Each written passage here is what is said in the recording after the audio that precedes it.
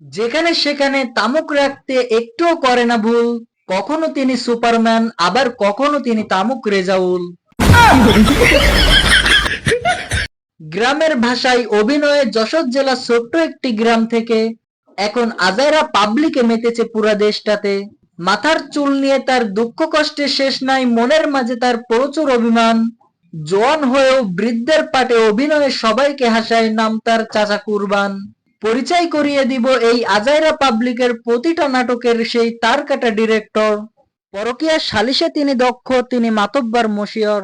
তার attitude dialogue গুলা মনোমুগ্ধকর, তার অভিনয়টা বড় হাস্যকর।